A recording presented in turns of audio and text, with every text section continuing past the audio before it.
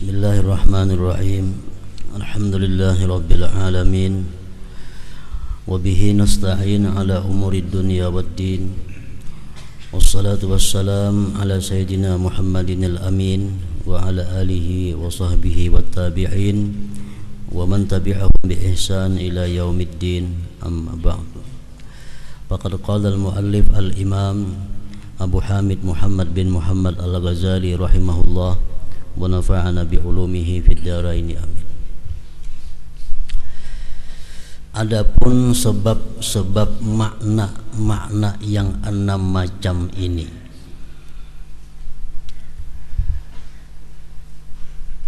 pada minggu yang telah lalu kita membicarakan bahwa khusyuk itu adalah merupakan himpunan daripada 6 perkara. Artinya apabila di dalam sembahyang kita itu ada terhimpun 6 perkara itu, maka sembahyang kita disebut khusyuk. Pertama, hudurul qalbi. Yang kedua, tafahum, paham. Yang ketiga, ta'zim. Yang keempat, haibah. Yang kelima, raja. Yang keenam, haya, malu.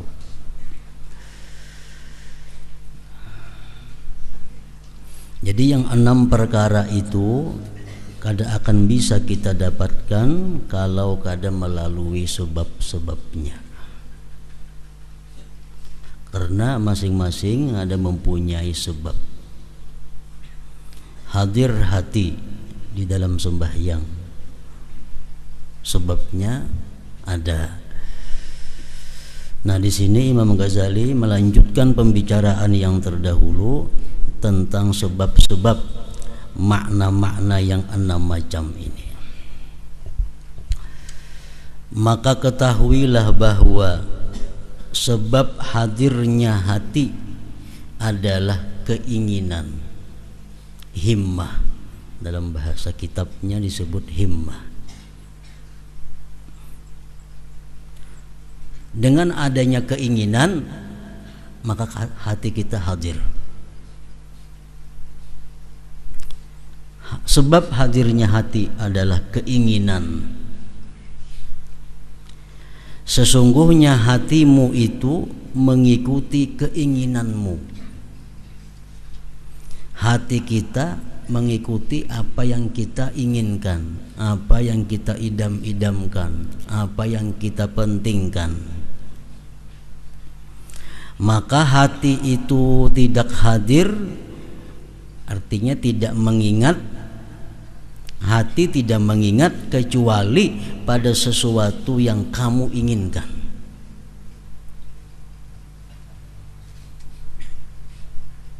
Hati kita kadang mengingat, hati kita kadang hadir kecuali pada sesuatu yang kamu inginkan. Maka manakala sesuatu urusan menjadi keinginanmu, maka hadirlah hati padanya, maka ingatlah hati padanya. Ia kehendaki atau ia enggan, mau kada mau, artinya hati kita itu mengikuti apa yang kita inginkan, mau kada mau. Kita hendak makan, contohnya ingin makan, nah kita bawa sembahyang. Kita bawa sembahyang, pasti hati kita itu ingat makan. Kenapa? Karena keinginan kita hendak makan. Kita alihkan, tebulik pulang hendak makannya.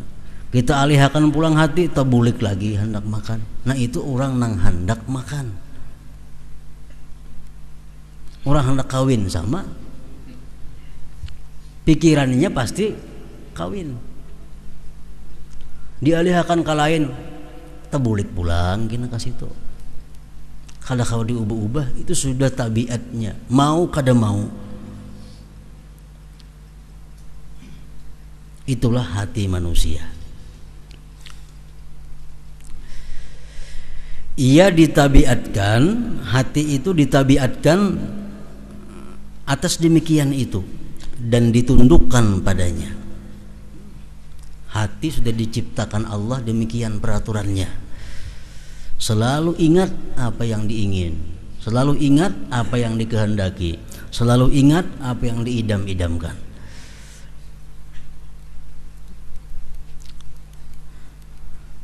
Hati apabila tidak hadir dalam salat, hati kada hadir dalam salat, ia tidaklah menganggur, tetapi ia menembus atau berkeliling mengenai sesuatu yang menjadi arahan keinginannya dari urusan-urusan dunia.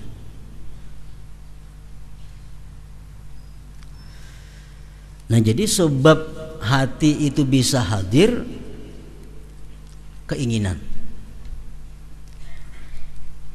Karena hati kadang-kala terlepas daripada keinginan.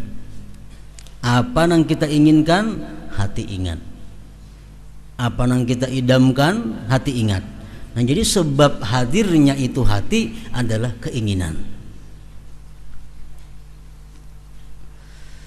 Maka tidak ada cara dan pengobatan bagi penghadiran hati kecuali dengan memalingkan keinginan kepada salat. Kayak apa hati supaya hadir dalam salat itu? Caranya adalah kapinginakan dulu kita kepada salat. Nah, kapinginakan kepada salat. Inginkan hati kita kepada salat. Sedangkan keinginan itu tidak terpaling kepadanya selama tidak jelas bahwa tujuan yang dicari itu tergantung dengannya. Demikian itu adalah iman dan tasdik, pembenaran bahwa akhirat itu adalah lebih baik dan lebih kekal, dan bahwasanya salat adalah wasilah perantara kepadanya. Kayak apa hati supaya ingin lawan salat? Sedangkan biasanya hati ini ingin kepada sesuatu yang sifatnya kenyataan. Hati kita ini kepingin hendaknya sesuatu nang jelas, nang kelihatan, nang bisa dijangkau, nang bisa dinikmati, nang bisa dipakai. Nah, sekarang kayak apa hati kita supaya kepingin salat? Nah, itu membutuhkan iman dan yakin. Maka nah, apa yang diimani, nah apa yang diyakini bahwa surga itu lebih baik daripada dunia dan tidak bisa ke surga kecuali salat. Nah, itu jalannya. Kalau iman kita kuat, yakin kita kuat bahwa surga itu kada bisa dicapai kecuali dengan salat. Nah, maka diri kita kepingin kepada salat. Bila kita kepingin kepada salat, bisa menghadirkan hati di dalam salat. Selama kita masih berpikir bahwa keadaan dunia ini lebih menggiurkan daripada keadaan akhirat, selama kita masih berpikir bahwa duit 100.000 itu berharga daripada surga, kita kada akan bisa menghadirkan salat di dalam hati kita waktu salat itu. Nah, ini membutuhkan iman dan keyakinan. Jadi kita kaji dahulu apa gunanya salat, supaya kita ini bujur-bujur kepingin lawan salat itu. Nah, kita kaji tentang salat. Umpamanya ada hadis yang mengatakan as-salat imaduddin, sembahyang tiang agama. Barang siapa sembahyang berarti mendirikan agama. Siapa kada sembahyang berarti hadamat din, merubuhkan agama. Itu pentingnya salat. Ada lagi hadis yang mengatakan barang siapa nanti di akhirat salatnya diterima oleh Allah, amalan yang lainnya ikut diterima. Kalau salatnya tidak diterima oleh Allah, yang lainnya pun rubuh. Kita kaji tentang gunanya salat, tentang pentingnya salat, supaya hati kita ini ingin dengan salat itu. Bila hati kita ingin dengan salat, bisa kita hadir hati di dalam salat itu. Nah, itu membutuhkan iman, keyakinan tadi. Lain kayak makanan. Nah, makanan itu terasa nyamannya, terasa manisnya, terasa lezatnya, kita kepingin. Nah, lalu kita hendak makan karena kita sudah tahu, sudah jelas makanan itu nyaman, menghilangkan lapar dan sebagainya. Lalu hati kita hadir kepada makanan itu. Nah, sedangkan sembahyang ini kenikmatannya di akhirat kayaknya. Maka itu perlu keyakinan dan iman tadi. Kalau kita takut dengan neraka dan kita hendak bujur-bujur masuk surga, sedangkan masuk surga kada bisa dicapai kalau kita kada salat, nah maka kita bisa salat. Karena kunci surga adalah salat. Kunci surga adalah sembahyang. Kalau kita yakin demikian, otomatis kita kepingin lawan salat itu, rindu kepada salat itu. Apabila hal ini disandarkan kepada hakikat pengetahuan tentang kehinaan dunia dan kepentingan-kepentingannya, maka dari secara keseluruhan tercapailah kehadiran hati di dalam salat. Kalau kita sudah bisa meletakkan bahwa akhirat itu lebih daripada dunia, lebih mulia, lebih kekal, lebih lezat, lebih segala-galanya daripada dunia, itu sudah jadi keyakinan kita, tercapailah kehadiran hati di dalam salat itu.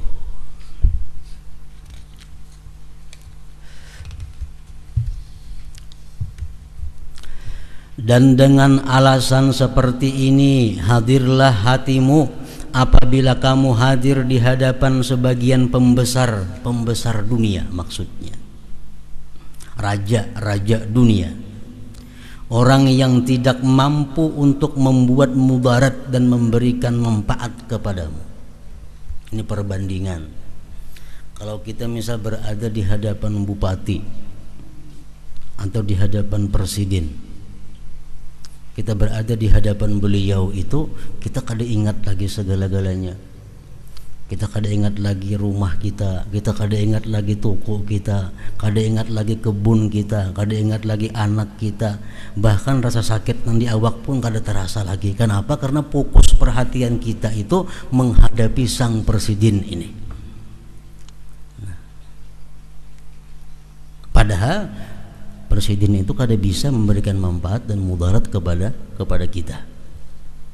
Jadi kalau kita bisa hadir hati di hadapan seperti itu, nah macam itu contohnya. Apabila seorang hamba tidak dapat hadir hatinya ketika munajat dengan maharaja dari seluruh raja-raja yang di tangannya kerajaan bumi dan kerajaan langit, mulki dan malakut, kemanfaatan dan kemudaratan, maka janganlah kamu mengira bahwa itu mempunyai sebab selain lemahnya iman. Kalau kita di hadapan pembesar dunia, duduk di hadapan sidin, kita bisa melupakan segala-galanya karena hati kita hadir di hadapan presiden. Begitu kita sembahyang, hati kita kada hadir bersama Allah. Hati kita ingat macam-macam. Kada ada sebab lain itu melainkan lemahnya iman. Lemahnya iman. Nah, jelas sudah penyakitnya itu berarti.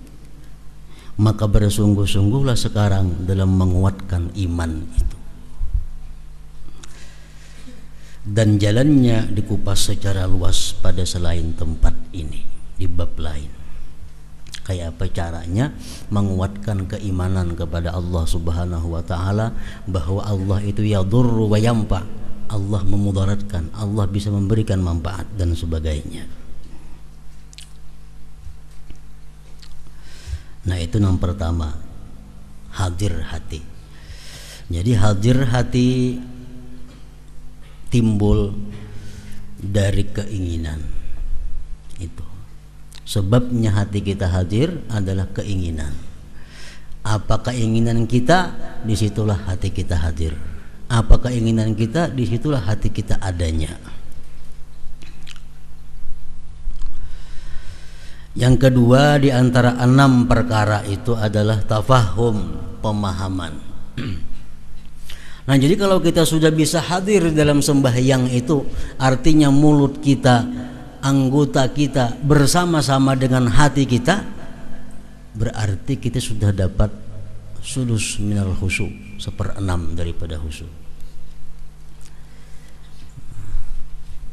Padahal kita belum tahu lagi artinya, belum tahu lagi tafsirnya, belum tahu maknanya. Cuma kita selalu hadir hati bersama mulut dan anggota. Masuk dah 1/6 khusyuk kita. Wajjahtu wajhiya lilladzi fatara as-samawati wal arda. Hati kita mengiringi tuh. Hati kita mengiringi mulut kita, atau mulut kita mengiringi hati kita.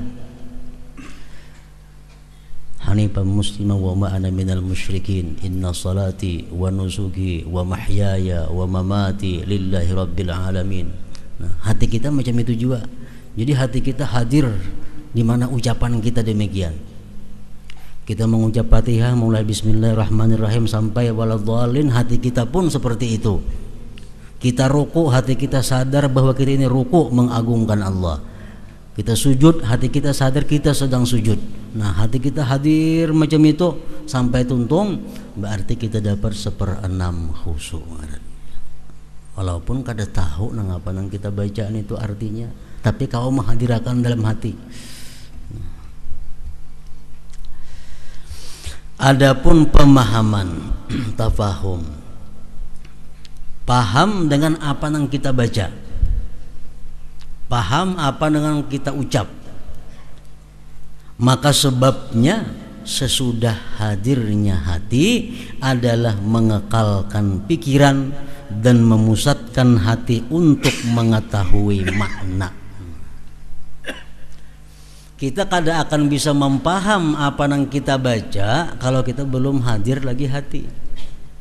Jadi andaknya paham nih sesudah hadir hati. Kalau langsung kita mempaham apa yang kita baca, hati kita aja kada hadir dengan apa yang dibaca, kada kawa. Nah, jadi paham terhadap apa yang kita baca, kita ucap itu sesudah hadir dulu hati modalnya. Setelah hati kita hadir, supaya paham apa?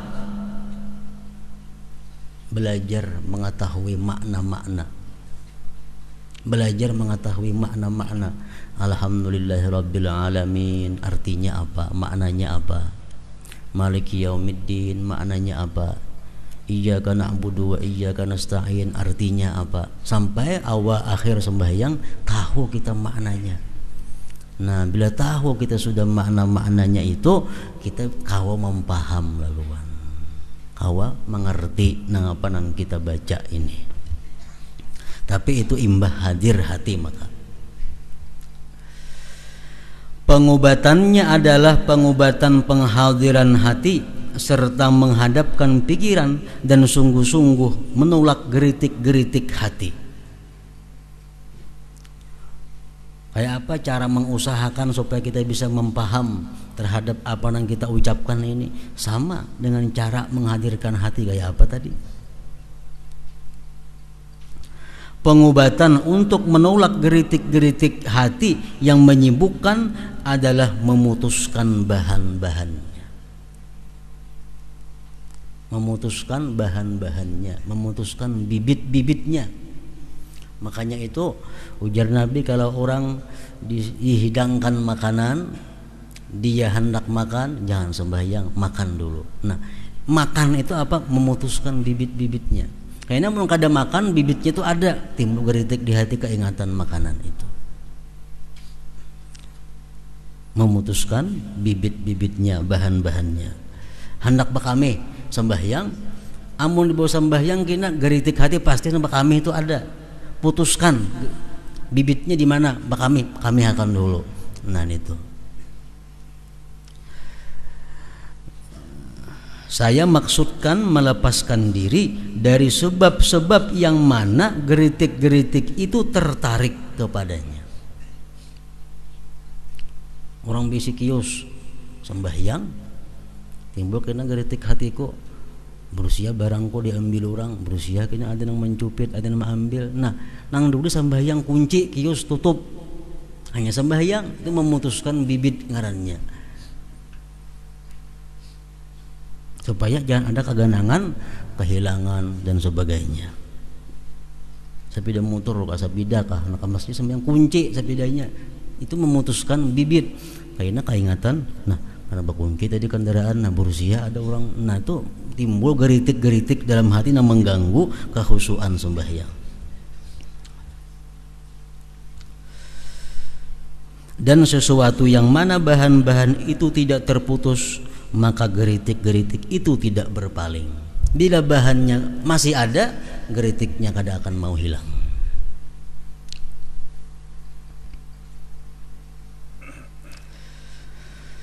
Barang siapa yang menyukai sesuatu, maka ia memperbanyak menyebutkannya. Menyebut orang yang dicintai itu secara pasti masuk ke hati. Menyebut Allah pasti masuk ke hati. Oleh karena itu kamu melihat orang yang mencintai selain Allah, salatnya itu tidak bersih dari geritik-geritik hati. Kalau masih ada orang, masih ada sesuatu selain Allah yang lebih kita cintai daripada Allah, geritik hati itu pasti ada. Nah, itu yang ketiga. Yang kedua lah, yang pertama tadi hadurul qalbi, hadir hati. Yang kedua memahami apa yang dibaca itu. Nah, kalau sudah kita hadir hati, kita kau memaham sudah makna-makna yang kita ucapkan itu, berarti kita dapat 2/6 daripada khusyuk tadi.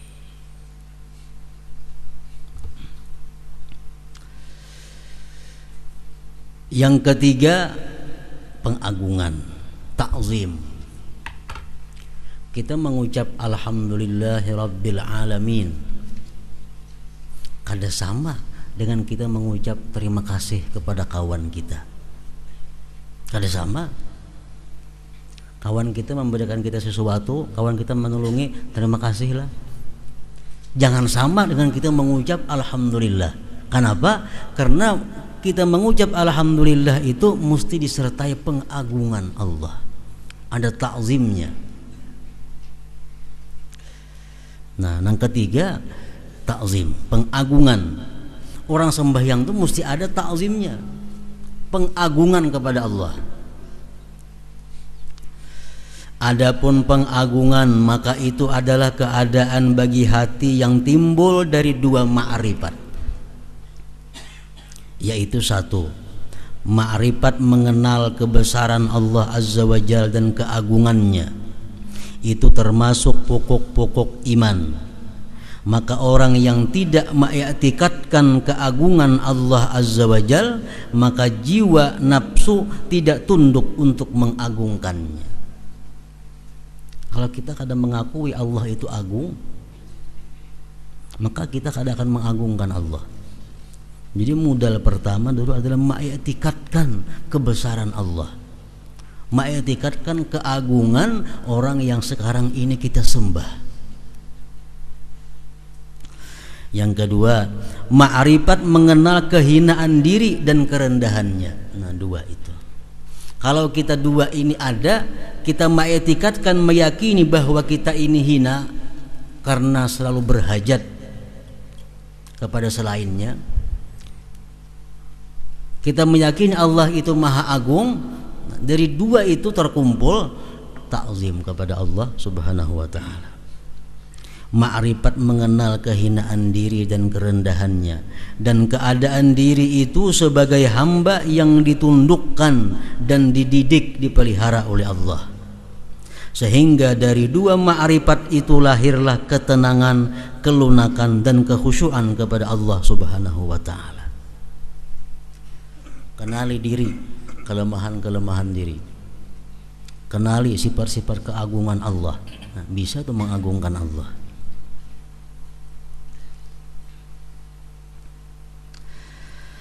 Lalu hal itu diungkapkan dengan ta'zim, pengagungan. Selama pengenalan kehinaan jiwa belum bercampur dengan pengenalan keagungan Allah, maka tidak teratur keadaan pengagungan dan kehusuan itu. Kada hasil, kada akan dapat.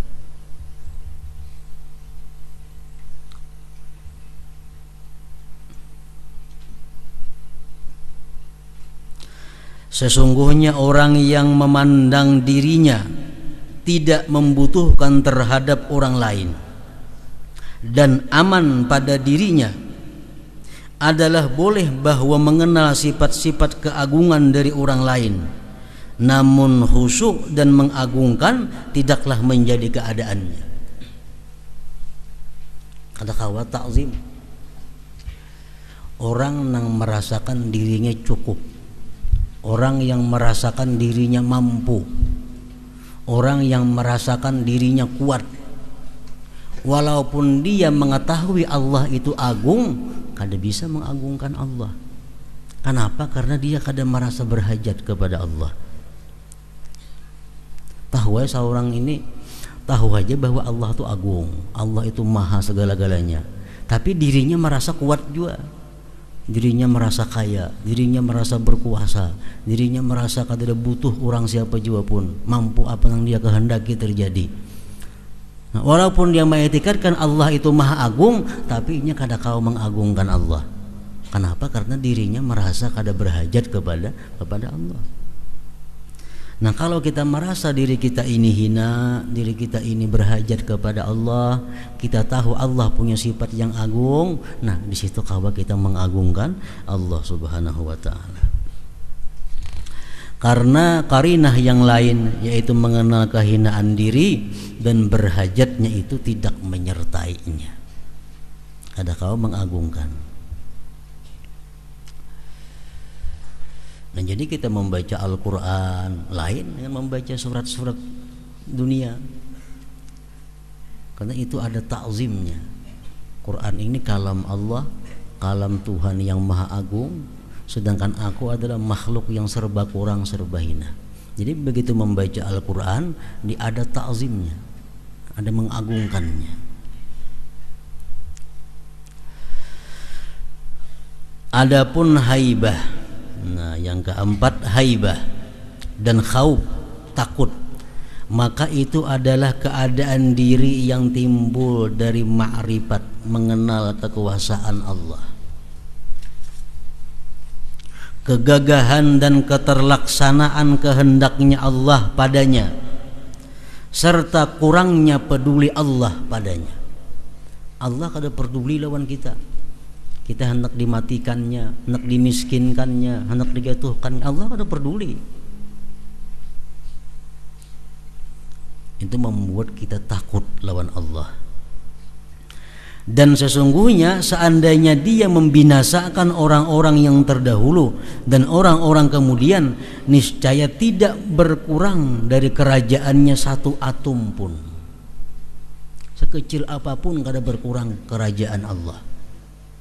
Andai kata bumi dimusnahkan oleh Allah, kada ada lagi orang di bumi nang sembahyang, nang berzikir, sedikit pun kada mengurangi kekuasaan Allah, kerajaan Allah. Ini disertai menelaah apa yang berlaku pada para nabi dan para wali dari musibah-musibah dan bencana yang beraneka macam, dalam keadaan mampu untuk menolak.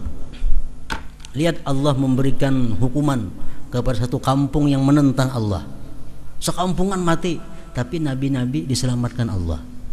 Padahal nabi itu hidup di kampung situ, di daerah situ, satanah lawan itu.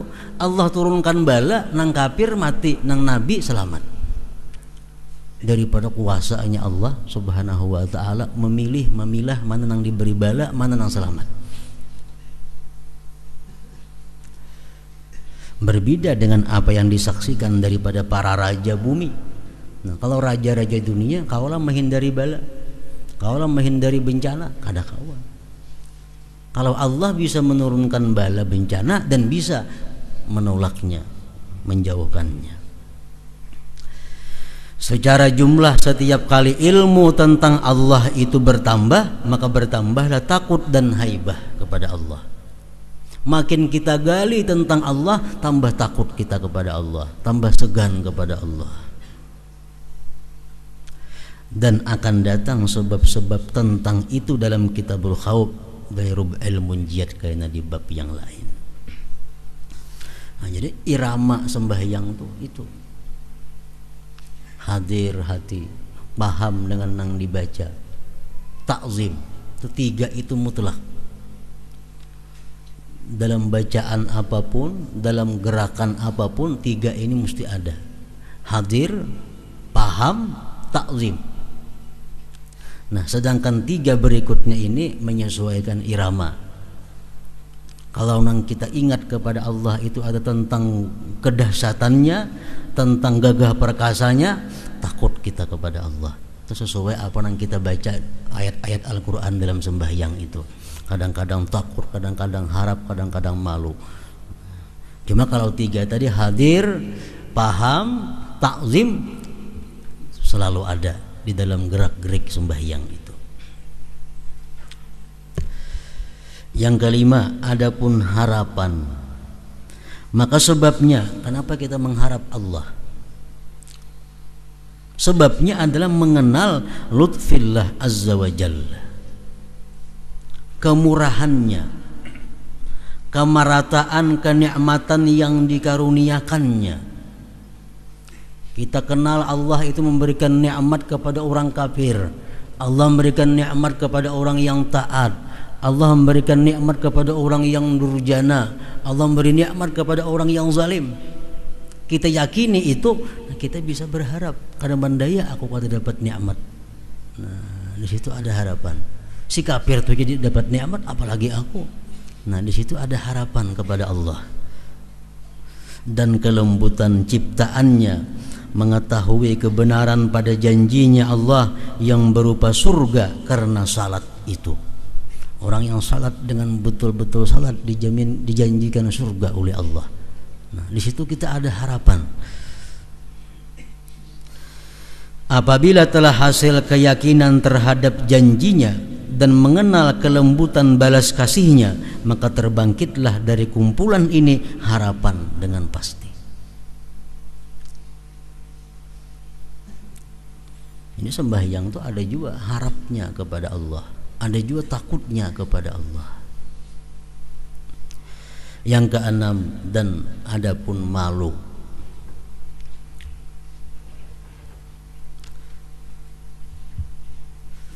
Malu ini paling tinggi derajatnya di antara takut, harap tadi, malu. Malu kepada Allah Subhanahu wa taala, kalau Allah melihat aku sedang berbuat nang kada baik. Malu kepada Allah kalau Allah sampai melihat aku di tempat maksiat. Malu kepada Allah kalau Allah melihat aku dalam keadaan berbuat yang diharamkannya. Nah, malu. Dalam sembahyang pun ada juga rasa malu kepada Allah. Di mana datangnya malu itu? Maka karena merasa taksir dalam beribadah, kurang, dan ia mengetahui kelemahan untuk melaksanakan besarnya hak Allah Azza wa Jalla. Hal itu dikuatkan oleh pengetahuan cacat-cacat diri, bahaya-bahaya nafsu dan kurangnya ikhlas. Mengetahui kotoran-kotoran yang masuk pada nafsunya, kecenderungannya kepada bagian dunia dalam seluruh perbuatannya, serta mengetahui besarnya apa yang dikehendaki oleh keagungan Allah Azza wa Jalla. Karena dia melihat terhadap rahasia, Allah melihat rahasia, geritik-geritik hati meskipun kecil dan tersembunyi. Nah, kalau kita meyakini itu, kita malu kepada Allah Subhanahu wa taala. Kebiasaannya malu itu timbul kepada Allah di dalam sembahyang itu, di waktu kita meminta kepada Allah, di waktu kita memohon kepada Allah. Di situ biasanya timbul antara harap lawan malu. Harap mudah-mudahan doa ini dikabulkan Allah, walaupun ada juga malunya karena kebanyakan minta kepada Allah, padahal banyak maksiat kepada Allah. Nah, pengetahuan ini apabila diperoleh secara yakin, maka terbangkitlah daripadanya secara pasti suatu keadaan yang disebut dengan malu.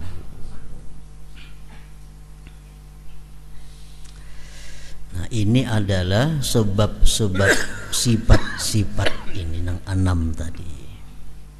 Setiap sesuatu yang dituntut untuk mencapainya, maka pengobatannya adalah menghadirkan sebab-sebabnya. Maka dalam mengenal sebab terdapat pengenalan pengobatannya. Selama ini kita sembahyang itu kadang mau hadir hati, artinya hati kita kadang sesuai lawan ruku sujud. Kadang-kadang hati kita awak kita sujud tapi hati kita bisa pindah mutur. Awak kita ruku, hati kita berubah. Nah, kada sesuai hati dengan gerak-gerik. Berarti hati kita kada hadir. Nah, pengobatannya itu kayak apa? Kalau kita hendak mengobati itu, kenali sebabnya. Kalau kita kada mengenali sebab, kita kada kau mengobatinya.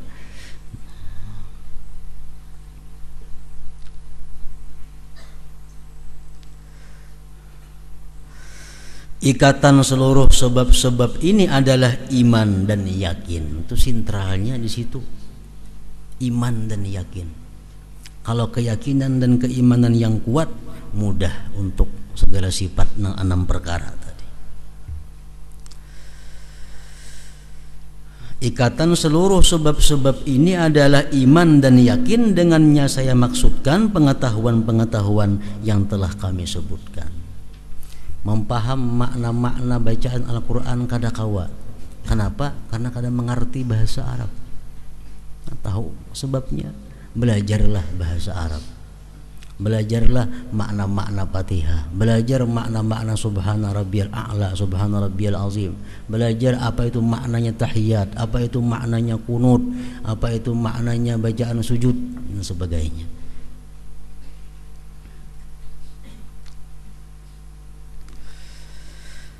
Pengertian keadaannya yakin adalah tidak adanya keraguan, dan pengetahuan-pengetahuan itu menguasai hati sebagaimana terdahulu pada penjelasan yakin dalam Kitabul Ilm. Dan dengan kadar keyakinan itu hati menjadi khusyuk. Itu kesimpulannya. Khusyuk kita dalam sembahyang sangat tergantung dengan keyakinan dan keimanan. Orang yang keimanan keyakinannya kuat, sembahyangnya khusyuknya kuat. Imannya yakinnya lemah, khusyuknya pun lemah.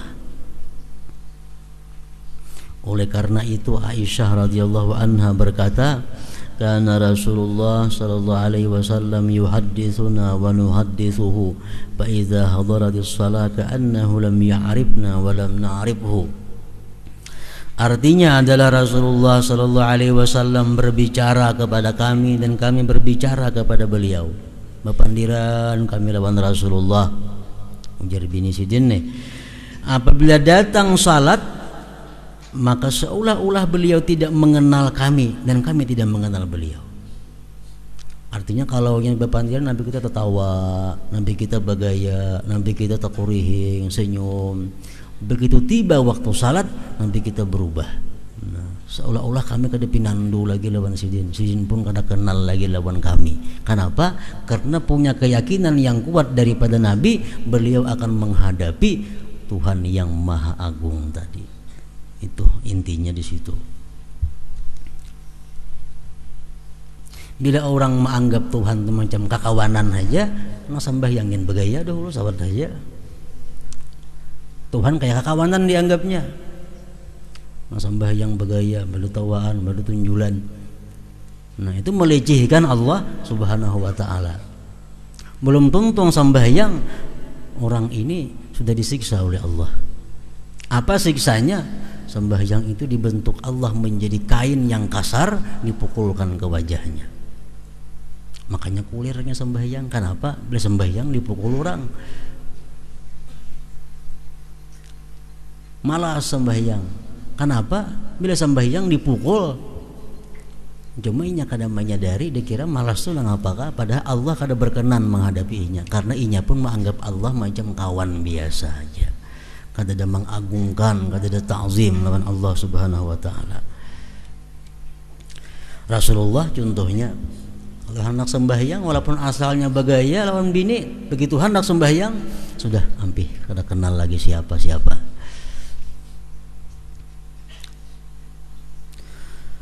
Dan telah diriwayatkan bahwasanya Allah Subhanahu wa taala mewahyukan kepada Musa alaihi salam, wahai Musa, apabila kamu menyebut aku, maka sebutlah aku sedangkan kamu tergerak anggota-anggota badanmu. Artinya, wahai Musa, kalau ikam menyebut namaku, hendaklah kamu itu takut kepadaku. Orang takut itu biasa menggetar awaknya. Nah,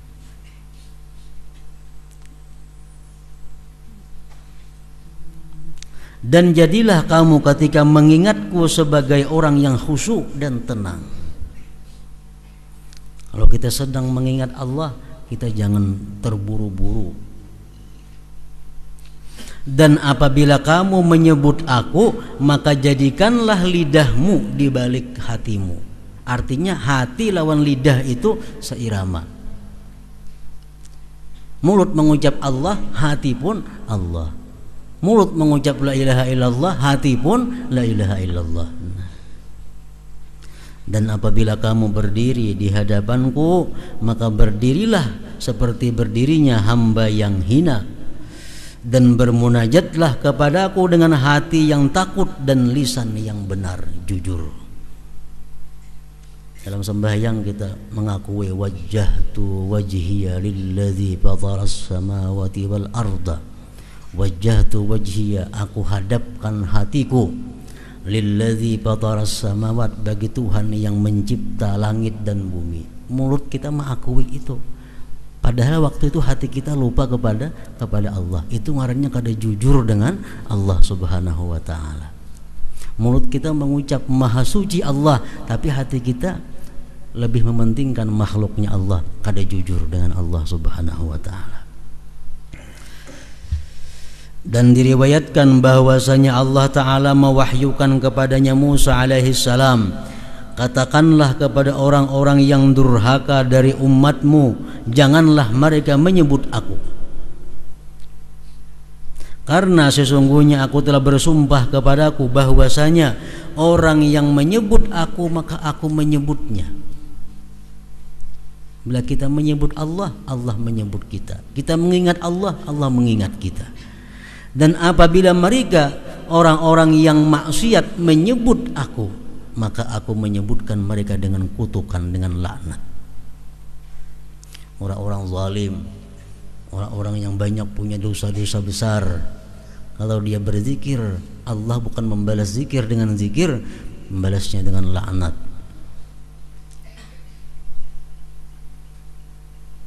Ini pada orang yang maksiat, durhaka, yang tidak lalai, lupa pada menyebutnya.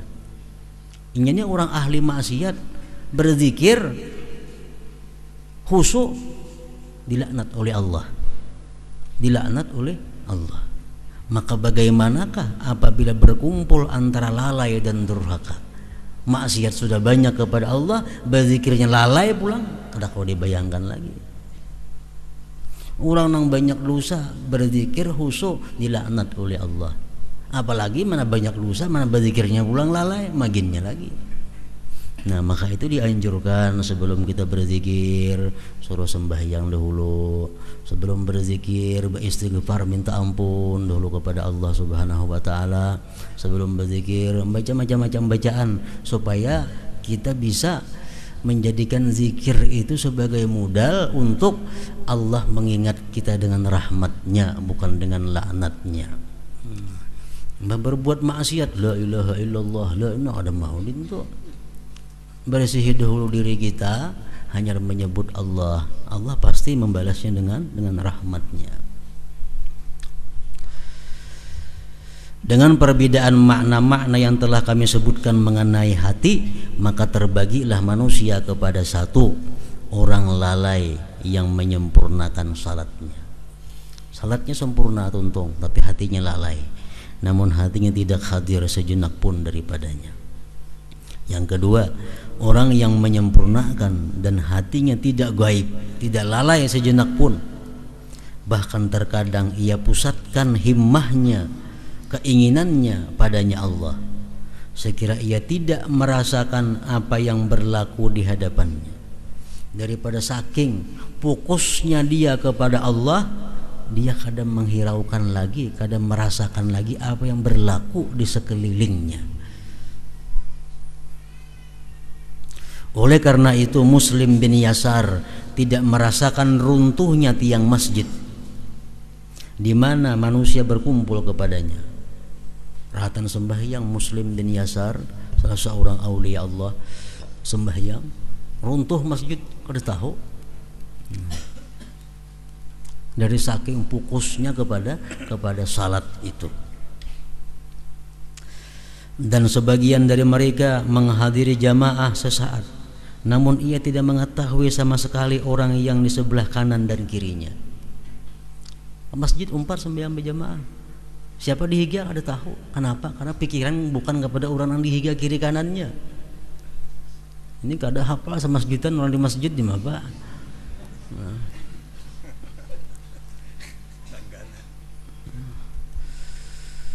Namun ia tidak mengetahui sama sekali orang yang di sebelah kanan dan kirinya. Dan detak jantung Nabi Ibrahim salawatullah alaihi wasallam terdengar pada 2 mil di malam hari kalau beliau sembahyang.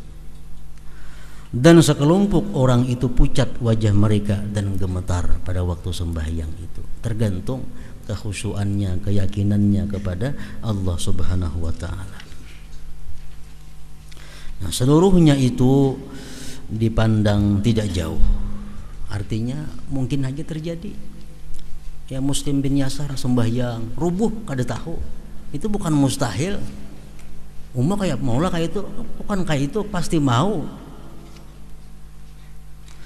Seluruhnya itu dipandang tidak jauh. Sesungguhnya kelipatan itu disaksikan pada himmah-himmah ahli dunia dan takutnya kepada raja-raja dunia, serta keadaan lemahnya mereka dan rendahnya bagian-bagian yang diperoleh dari mereka. Raja-raja dunia nih, amun kita menghadap sidin, berapa ada diberi sidin kita, berapa ada digaji sidin. Tapi kalau kita berhadapan sidin, kadang-kadang kita hadirnya luar biasa. Sehingga seorang masuk kepada raja atau menteri dan ia mengatakan kepadanya akan kepentingannya, ulun presiden perlu kepada pian ini ya depan presiden nih. Kemudian ia keluar kantor presiden. Seandainya ia ditanya tentang orang yang di sekeliling presiden atau tentang pakaian raja, niscaya ia tidak mampu untuk memberitakannya. Siapa-siapa di dalam kantor teh aku kada tahu lagi nah, kada perhatiakan. Presiden teh baju napa? Kada perhatiakan juga aku. Daripada saking fokusnya bapandir lawan sang presiden tadi. Itu mungkin terjadi. Kenapa? Karena kesibukan himmahnya, keinginannya dengan raja itu. Bukan pakaian raja yang dipandangnya dan bukan hadirin di sekitarnya. Itu banyak kita. Saking asiknya kita memikirkan sesuatu nang lewat di hadapan kita kada tahu siapa tadi. Padahal orang nang serumah kada tahu. Daripada saking malamun tuh asiknya memikirkan nang apa kan dipikirkan. Itu bisa terjadi. Maka itu juga orang sembahyang nang macam tadi, saking fokusnya hati kepada Allah Subhanahu wa taala, maka bagian masing-masing orang dari salatnya adalah menurut kadar takutnya, khusyuknya dan pengagungannya. Sesungguhnya tempat pandangan Allah yang maha suci adalah hati, bukan zahir gerakan-gerakannya. Oleh karena itu sebagian sahabat radhiyallahu anhum berkata, manusia akan dikumpulkan pada hari kiamat menurut perasaan perilaku mereka dalam salat dan ketenangan dan keheningan, dan dari adanya kenikmatan dan kelezatan dengan salat itu. di padang mahsyar. Panasnya luar biasa, paluh manusia sampai banjir. Orang-orang nang salatnya tenang, salatnya khusyuk, salatnya nikmat, di padang mahsyar akan menemui seperti itu kenikmatan, kelezatan dan kemudahan. Jadi kayak apa kita kayaknya di padang mahsyar tergantung kayak apa sembahyang kita di dalam dunia ini.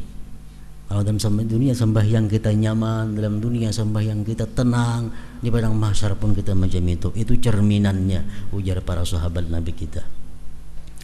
Sungguh kata-kata sahabat itu benar, karena setiap orang itu dikumpulkan atas sesuatu yang ia mati padanya, dan ia meninggal atas sesuatu yang mana ia hidup padanya. Dalam keadaan itu dipelihara keadaan hatinya, bukan keadaan orangnya. Dari sifat-sifat hati dibentuklah gambaran di negeri akhirat. Dan tidaklah selamat di akhirat itu kecuali orang yang datang kepada Allah dengan hati yang selamat. Kita mohon kepada Allah akan baiknya pertolongan dengan balas kasih dan kemurahannya, amin ya rabbal alamin. Kemudian penjelasan tentang obat yang berguna dalam menghadirkan hati. Kayak apa caranya supaya hati kita bisa hadir dalam sembahyang itu.